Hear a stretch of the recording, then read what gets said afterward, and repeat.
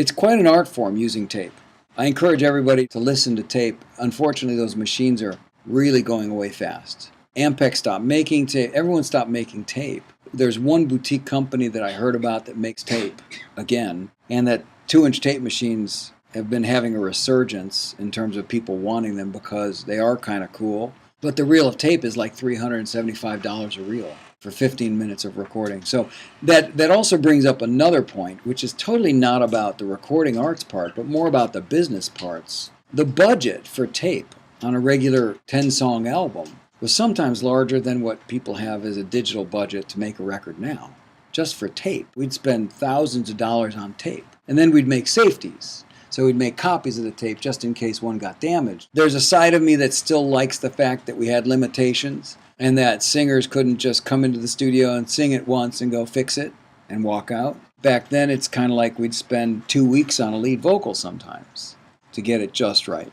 There was a different part of the recording process which was more intense, and it was also very intense when I was punching in on a vocal. If I was punching in a word that they got wrong, I'd have to go in and out on the analog tape machine without erasing anything else, because once it was erased, it was totally gone forever. There wasn't an undo function.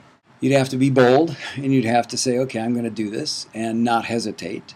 The minute you hesitate or question yourself on a punch-in, you erase something you don't want to, and especially with a major artist, you don't want to do that, otherwise you're fired. The amount of pressure on the engineering part of it was enormous, and it was very intense.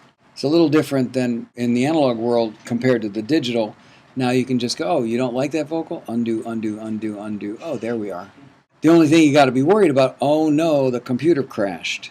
Then your client goes, what? You didn't save? Now the analog world, just so we can compare and contrast more accurately when we talk about digital. Okay, so the analog world was a continuous sound source at a microphone, me speaking, for example. That air disturbance was moving some sort of a diaphragm, creating some sort of electrical signal, whether it was a condenser or a magnetic conversion into electrical signal. And that electrical signal was continuous and absolutely represented an imprint of the sound energy. And then that was recorded into some medium and then played back. It was never cut into pieces. It was never manipulated in that kind of a way in terms of time. It was always continuous. So it's a little different than when we talk about digital recording, where you take and you chop pieces and assign digital numbers and so on and so forth. So it was a little different of a process. Some think it's a more human process because it is continuous. And it was a physical device, a piece of tape, and how many molecules flip based upon how hard you hit it. So the engineering part of it was just not, oh, you're an engineer, just record it on tape. Well, the quality of your engineering skills actually mattered to how good it sounded. It still does today, but it's a little different. It was so much work to have to composite a vocal or to even move a vocal. Let's say somebody sang one word a little late and I wanted to change the phrasing a little bit. In Pro Tools, you just cut the word, you nudge it around, you do whatever you want, you stretch it, Analog tape, you can't do that. And I'll give you another quick story. I was working on a major artist, and we'd taken 2 weeks to get the lead vocal. This guy was perfectionist about his vocals, and every word had to be perfect, the timings had to be perfect, everything was perfect, perfect, perfect. We worked 2 weeks on this vocal, and he went with the producer to dinner, and I was supposed to bounce the track and do the final compilation of what we'd chosen for the lead vocal. What he'd do is he'd come in every day and sing the vocal 10 times.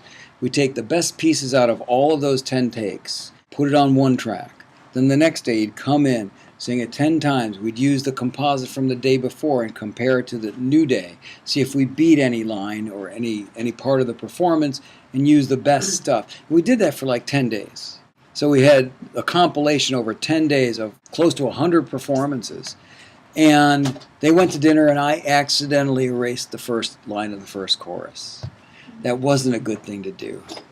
What I did is I went to the second chorus, and they were at dinner, and I was sweating. So I went to the second chorus, took the first line of the second chorus, and I bounced it off of the 2-inch tape machine, put it on a 2-track tape machine. And then I went back to the first chorus, and I lined it up and hit record on the multi-track tape machine, hit play on the second quarter-inch tape machine, and took that one line and played it back into the 24-track.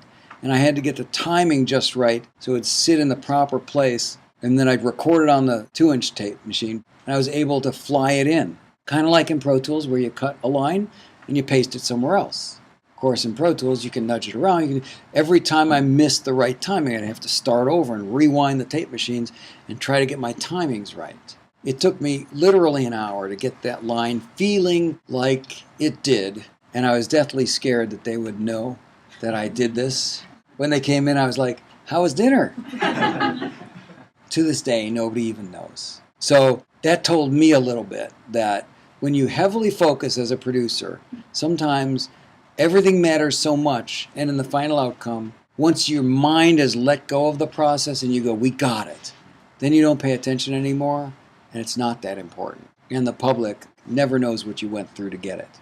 And that's where the producer's choice, the judgment of the producer is really important.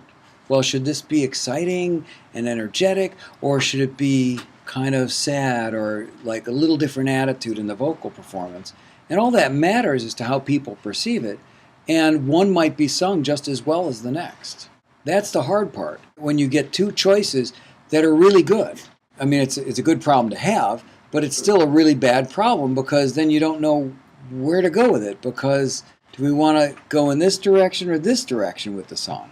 Sometimes it's not terribly apparent. To me, I've gotten to the point where I don't focus as heavily as I used to, and if it feels good, it's a done deal, in my mind. Not always in the artist's mind, because they always think that they can do it better. And I've got so many stories about erasing things that I wish I'd kept, but the artist forced me to erase them.